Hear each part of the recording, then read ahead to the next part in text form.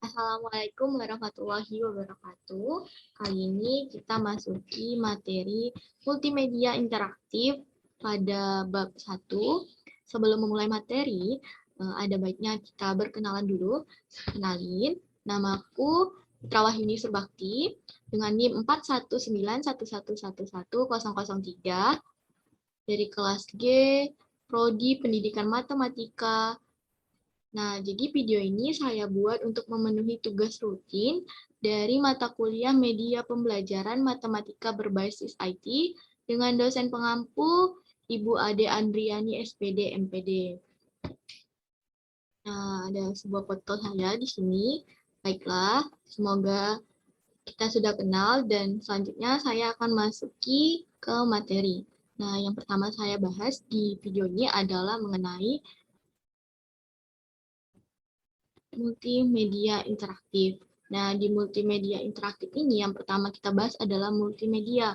Nah, pembahasannya itu adalah multimedia itu apa dan komponen penyusun dari bahan ajar interaktif. Yang kedua itu adalah multimedia pembelajaran interaktif itu sendiri. Nah, apa saja yang dibahas di pembahasan kedua ini adalah dua kategori multimedia, multimedia interaktif, dan juga 4 level utama interaktivitas. Nah, yang ketiga kita akan membahas tentang fase perkembangan media. Di fase perkembangan media ini, kita akan membahas level pengalaman belajar, konsep kerucut pengalaman, dan juga ilustrasi fase perkembangan media. Nah, yang keempat, kita akan belajar sesuatu, yaitu teori tentang multimedia interaktif. Nah, di teori tentang multimedia interaktif ini ada teori pembelajaran mandiri, teori jarak tanggapan, teori kekayaan media, teori pembelajaran multimedia. Nah, yang kelima itu adalah mengenai bahan ajar berbasis multimedia interaktif itu sendiri. Nah, di sini itu ada pembagian berdasarkan fungsi, tujuan, dan bentuk, serta proses pengembangan bahan, memperhatikan beberapa aspek. Nah, untuk yang keenam, itu adalah mengenai keunggulan dan fungsi dari bahan ajar berbasis multimedia interaktif. Yang pertama dibahas adalah keunggulan yang akan dibandingkan dengan bahan ajar konvensional. Yang kedua adalah fungsi multimedia interaktif. Nah, langsung saja kita masuk. Multimedia. Multimedia itu terdiri dari dua kata. Yang pertama itu adalah multi dan media. Multi artinya beberapa ataupun banyak, sedangkan media merupakan sarana ataupun tempat yang akan kita gunakan untuk menyampaikan informasi dengan tools-tools yang berupa perantara dalam berkomunikasi. Nah, singkat cerita, multimedia merupakan media yang akan dikembangkan dari beberapa media digital, memadukan suara, teks, gambar, animasi, video, dan hyperlink yang akan menghasilkan suatu informasi, di mana informasi itu dapat disimpan, diproses, dan disajikan. Nah, selanjutnya adalah komponen penyusun bahan ajar interaktif. Nah, di komponen bahan ajar interaktif ini ada ilustrasi yang saya ilustrasikan. Nah, di sini ada beberapa komponen yang bisa dilihat di gambar ilustrasi ini. Ada gambar atau grafik, ada audio, ada video, ada animasi, ada hyperlink, dan ada teks. Nah, kita akan bahas itu kenapa sih ada komponen-komponen ini gitu untuk menyusun bahan ajar interaktif itu sendiri gitu kan.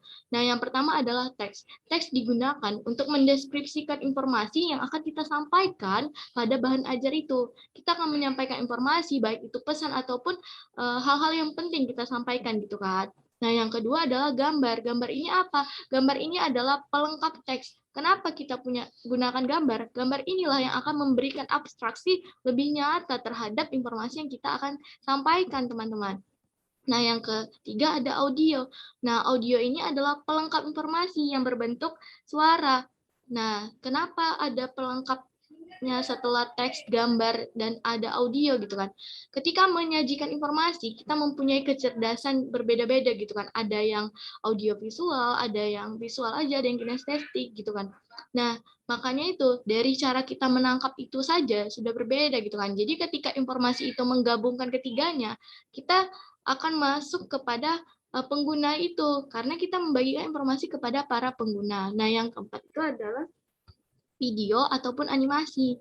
Nah, di video dan animasi ini merupakan deskripsi materi yang bersifat proses dan dia ilustrasi nyata gitu kan. Dia poin per poin gitu kan.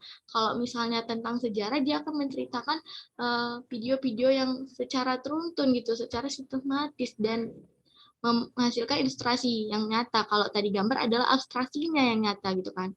Yang terakhir itu ada hyperlink. Nah, hyperlink ini adalah tautan. Tautan dari apa? Tautan dari bahan ajar interaktif itu sendiri. Nah, selanjutnya itu akan membahas tentang dua kategori multimedia dan multimedia interaktif. Nah, ada dua kategori dari multimedia itu sendiri. Yang pertama itu adalah multimedia linear, dan yang kedua adalah multimedia interaktif. Nah, multimedia linear ini adalah multimedia yang tidak dapat dikontrol, disimpan, disajikan oleh penggunanya, tapi dia berjalan dengan proses yang secara terurut. Nah, misalnya itu apa? Misalnya itu adalah film pada televisi. Nah, selanjutnya itu adalah apa? Multimedia interaktif. Karena tadi multimedia itu dibagi dua kan. Yang pertama adalah multimedia linear dan yang kedua adalah multimedia interaktif. Nah, di multimedia interaktif ini, multimedia itu dikontrol ataupun disajikan, disimpan penggunanya dengan dilengkapi oleh alat pengontrol sehingga dapat dioperasikan penggunanya secara fleksibel. Misalnya apa? Misalnya itu adalah aplikasi pembelajaran. Misalnya juga adalah multimedia pembelajaran interaktif. Nah, multimedia interaktif ini juga merupakan gabungan dari beberapa media digital yang dibangun atas komponen-komponen yang baru saja saya jelaskan tadi, yaitu ada teks, gambar, audio, animasi, video, dan hyperlink yang akan menghasilkan suatu pesan ataupun informasi pada media elektronik seperti laptop, komputer, dan sebagainya yang memungkinkan kita sebagai penggunanya untuk melakukan aksi, komunikasi, dan navigasi serta memperoleh informasi itu.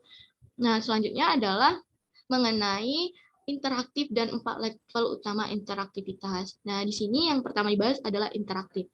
Nah, interaktif ini terbagi 3 hal. Yang pertama adalah interaksi antara elemen-elemen yang membangun bahan ajar itu sendiri gitu kan. Dan yang kedua adalah interaksi antar lingkungan di sekitar, baik lingkungan virtual ataupun nyata. Misalnya apa? Misalnya informasi posisi lokasi yang ditangkap oleh media, sensor retina mata sebagai pembuka kunci bahan ajar ini sendiri gitu kan. Dan yang ketiga adalah interaksi antara bahan ajar dengan penggunanya dapat berinteraksi dengan interaktif ini. Misalnya apa? Siswa berkomunikasi dengan sesama pengguna. Misalnya sesama pengguna itu apa? Teman sekelompoknya. Dan bahan ajar ini apa? Menyelesaikan tugas. Jadi ada poin-poin interaktif di sini gitu kan. Nah, untuk 4 level utamanya itu dikutip dari Boskur dan Boskai ya pada tahun 2015. Ada 4 level utama. Yang pertama adalah level pasif, di mana level pengguna hanya bertindak sebagai penerima informasi. Dia hanya menerima informasi itu saja gitu kan. Dan yang kedua adalah level berpartisipasi terbatas. Nah, di level ini pengguna melakukan respon sederhana dalam menggunakan bahan ajar. Dan yang ketiga itu adalah level partisipasi kompleks, di mana pengguna memberikan respon yang bervariasi dalam menanggapi isyarat gitu, isyarat ataupun informasi yang dibagikan di bahan ajar itu sendiri gitu. Dan yang keempat adalah level partisipasi nyata. Nah, di level ini pengguna itu terlibat sangat-sangat aktif dalam menanggapi isyarat itu ataupun informasi. Nah, di sini di layar itu bisa dilihat bahwasanya pengguna itu akan terlibat secara kompleks karena dia benar-benar aktif gitu, aktif terlibat gitu kan. Nah, selanjutnya itu adalah fase perkembangan media. Nah, di fase perkembangan media ini ada ilustrasi yang saya tampilkan di layar bahwasanya pada tahun 1455 media cetak dan pada tahun 1876 ada pergeseran menjadi media telepon gitu kan. Dan tahun 1878 itu ada radio dan tahun 1900 mulai muncullah televisi dan tahun 1999 mulai terjadi fase perkembangan media yaitu digital gitu kan. Nah, dari fase perkembangan media ini ada 11 level pengalaman belajar ditinjau dari sudut pandang kadar konkretnya menuju abstraksi. Yang pertama adalah pengalaman, yang pengalaman ini apa? Pengalaman langsung. Dan yang kedua adalah observasi, yang ketiga ada partisipasi, yang keempat ada demonstrasi, yang kelima ada wisata, dan yang keenam ada televisi, yang ketujuh ada film, dan ke-8 ada radio, 9 visual, dan 10 itu ada simbol, yang terakhir adalah verbal. Nah, di sini ada konsep kerucut pengalaman atau count of experience. Nah, di sini adalah mengunggah apa? Mengunggah kolaborasi dan inovasi untuk menciptakan media secara efektif. Nah, kenapa di sini disebutkan bahwasanya kolaborasi? Nah, kolaborasi dan kerjasama itu sebenarnya hampir sama gitu kan. Tapi di dalam kolaborasi ini ada bentuk kerjasama nyata bahwasanya kedua belah pihak saling membantu, saling menerima kekurangannya itu kan. Nah, selanjutnya ada teori multimedia interaktif. Jadi menurut Boskaya di tahun 2015 itu mereka menyebutkan ada 4 teori multimedia yang dikutip di sini ya. Yang pertama adalah teori pembelajaran mandiri. Nah, di mana teori pembelajaran mandiri ini menekankan kepada penguasaan materi. Yang kedua ada teori jarak tanggapan, mengacu pada jarak kognitif antar pengajar dan pembelajar dengan adanya dialog, struktur, dan otonomi pembelajar. Dan yang ketiga adalah teori kekayaan media, di mana menempatkan media komunikasi berkelanjutan untuk komunikasi pesan yang kompleks. Dan yang terakhir adalah teori pembelajaran multimedia, di mana menekankan individu akan belajar lebih baik ketika pesan multimedia dirancang konsisten sesuai cara berpikir manusia. Selanjutnya adalah bahan ajar berbasis multimedia interaktif. Berdasarkan fungsi, tujuan, dan bentuknya, bahan ajar itu dibagi menjadi bahan ajar versi cetak, ya, contohnya itu adalah buku, modul, dan las. Yang kedua adalah bahan ajar versi audio, yaitu radio, kaset, CD, dan lain-lain. Dan yang ketiga adalah bahan ajar versi audiovisual. Contohnya apa? Video dan animasi. Dan yang keempat adalah bahan ajar multimedia interaktif. Contohnya apa? Bahan ajar berbasis web. Nah, di sini ada pemilihan dan proses pengembangan bahan ajar perlu memperhatikan beberapa aspek. Yang pertama itu adalah tujuan pembelajaran, di mana ada kompetensi pengetahuan, sikap, dan keterampilan. Yang kedua adalah kematangan kognitif siswa, di mana aspek kemampuan pemecahan masalah, berpikir kritis, dan lain-lain. Yang ketiga adalah relevansi kebutuhan peserta didik dan teori belajar, di mana ini akan membantu peningkatan kompetensi peserta didik serta menyelesaikan masalah secara mandiri dan kolaborasi. Yang keempat adalah pendekatan modal ataupun strategi pembelajaran, di mana ini bertujuan adalah bahan ajar itu lebih sistematis. Yang terakhir adalah norma sosial masyarakat. Pengalaman belajar akan menekankan etika ataupun moral yang berlaku di masyarakat. Moral dan belajar itu tidak bisa dipisahkan, karena dari sinilah kita akan membentuk bagaimana para siswa ataupun pengguna itu bermoral di masyarakatnya. Yang terakhir adalah keunggulan dan fungsi bahan ajar berbasis multimedia interaktif. Nah, keunggulannya itu akan dibandingkan dengan bahan ajar konvensional. Di mana yang pertama adalah lebih cepat menemukan informasi dengan search engine atau fitur pencarian seperti Google dan sebagainya. Yang kedua adalah lebih mudah digunakan dan aksesnya itu tidak terbatas ruang dan waktu. Maksudnya apa? Kita bisa mengaksesnya di mana saja gitu kan, tanpa ada batasan ruang ataupun waktu. Dan yang ketiga adalah dapat terjadi proses revisi, koreksi, dan penambahan informasi dengan sangat cepat tentunya. Yang keempat adalah dilengkapi komponen gambar, audio, video, animasi, dan hyperlink yang memudahkan memahami informasi ataupun konten itu sendiri gitu.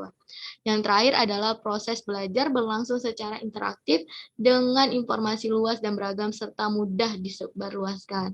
Nah, jadi yang terakhir kita bahas di sini adalah fungsi multimedia interaktif. Jadi ada 5 fungsi multimedia interaktif, yaitu adalah bahan ajar digunakan menghadapi pembelajaran daring dan tatap muka. Yang kedua adalah media berbagi informasi secara tepat, cepat, dan masif. Yang ketiga adalah bahan ajar digunakan sebagai pedoman mengarahkan semua proses belajar. Dan yang keempat adalah substansi kompetensi yang akan dikuasai dan dipelajari. Dan yang terakhir adalah membantu memvisualisasikan materi yang abstrak. Nah, itu aja yang bisa saya sampaikan di multimedia interaktif ini. Terima kasih banyak sudah menonton video ini. Sampai jumpa, terima kasih. Wassalamualaikum warahmatullahi wabarakatuh. Tolong tinggalkan jejak dan nantikan bab berikutnya. Sampai jumpa.